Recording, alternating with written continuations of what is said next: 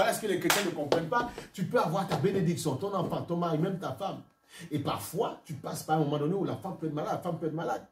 Tu te dis, bon, est-ce que tu vas vraiment comprendre que c'est moi qui t'ai donné et c'est moi qui peux restaurer la chose et te donner encore d'être meilleur, mieux vivre qu'avant? Est-ce que tu crois ça ou pas? Parfois, quand on a reçu, on ne comprend pas les petites complications qui arrivent alors que Dieu avait béni. Mais tu dois attendre pour que Dieu fasse ce qu'il est capable de faire. Parfois, oui, même si Dieu a agi, t'a donné une bénédiction, parfois la chose peut être un petit peu black à blanc pour que justement on puisse voir si vraiment tu as foi ou pas en Dieu.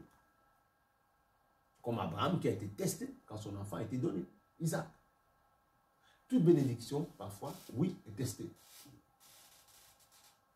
Parfois, tu peux avoir ton enfant commence à penser bizarrement. On va voir, est-ce que tu vas dire au dernier moment, mais c'est le diable? Non, ce n'est pas le diable qui t'a donné, c'est Dieu. Mais tu es dans une période où tu dois apprendre à gérer.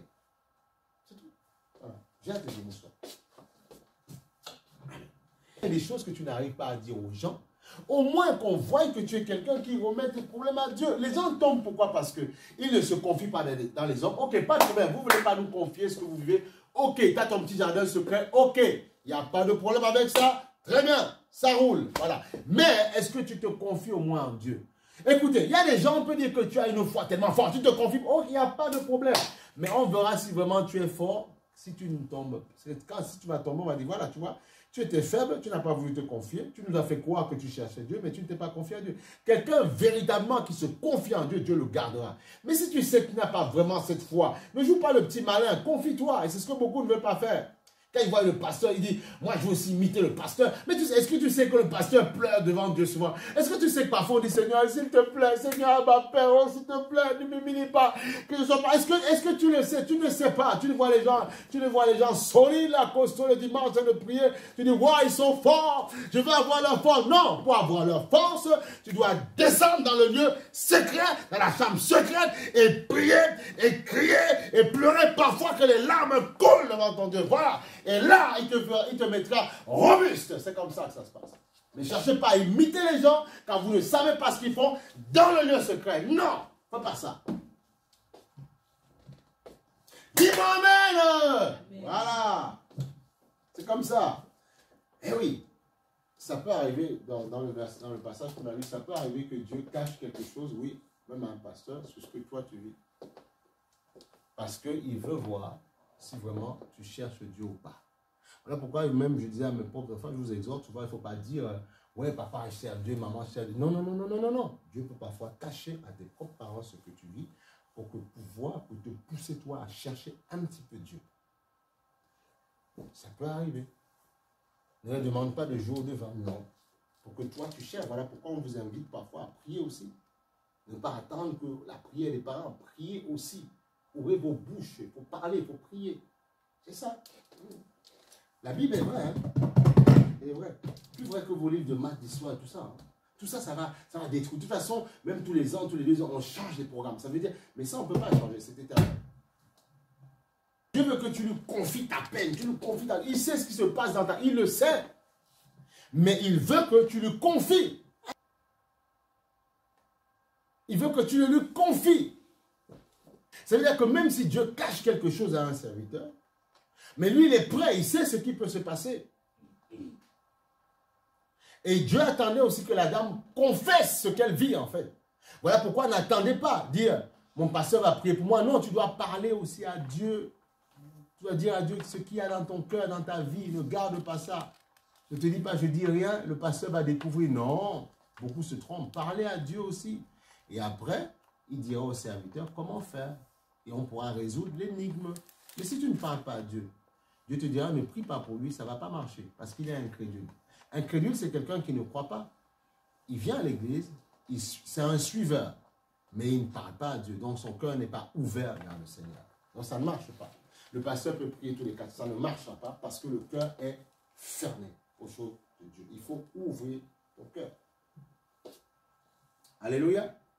Quand nous prions, il faut des réceptacles. La situation par laquelle tu passes, dis-moi amen, peu importe le trouble qui se passe dans ta vie, exerce ta foi. Amen ou pas amen? Exerce ta foi, exerce ta foi. En exerçant ta foi, tu verras sa gloire. Mais exerce ta foi. Il faut amen ou pas amen? Gloire à Jésus, dis-moi amen. Oh, la foi a détruit les assauts du diable. Les assauts de la sorcellerie. Les assauts du Kemboa. Les assauts de tous ces trucs-là. Le Sengangan dans certains pays, comme on dit. Ta foi doit détruire ça. Tu ne dois pas avoir peur. Tu dois détruire ça par la foi. Ta foi doit être solide. La ferme assurance des choses qu'on espère. Une démonstration des choses qu'on ne voit pas. Mais on la voit dans l'esprit. Je vois ma guérison, elle viendra. Moquez-vous de moi, rigolez, riez, mais on verra qui ira le rira bien qui ira le derrière. Voilà. C'est ça. Rigolez, mais mon Dieu agira. Plaisantez, mais mon Dieu fera. Parce que mon Dieu est rempli de splendeur.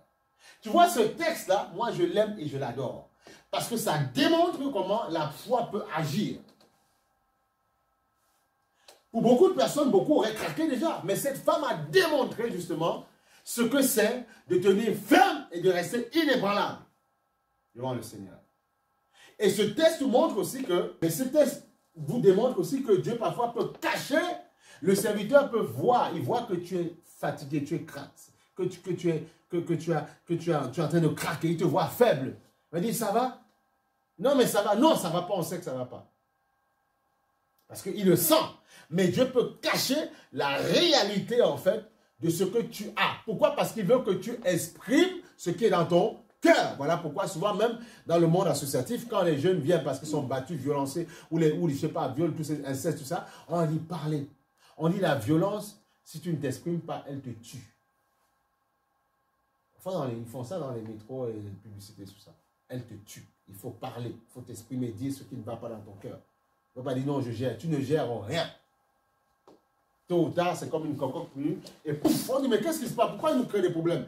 Tu crées des problèmes parce que tu as magasiné dans ton cœur, tu as gardé dans ton cœur, tu as cru que tu étais puissant et fort et tu allais garder, mais au bout d'un moment, ça explose. Donc, à un moment donné, il faut savoir dire, libérer, parler. Important. C'est important. Il faut dire. Il ne faut pas jouer au cachotier. Tu caches tôt ou tard, ça se verra devant la face du monde. Tôt ou tard. Voilà. Mais donc, voilà pourquoi il faut parler. Il faut dire. Et c'est là qu'en disant, justement, on peut agir. On voit que tu es fatigué. On voit que ton visage est fermé. On voit que tu as de l'amertume dans ton cœur. On dit, il faut parler. On dit, non, il y a ça, ça, ça, ça. Il ne faut pas avoir peur, on va m'accuser. Non, on ne va pas t'accuser. C'est normal que le diable attaque le cœur de quelqu'un. Voilà pourquoi les serviteurs sont, il faut parler.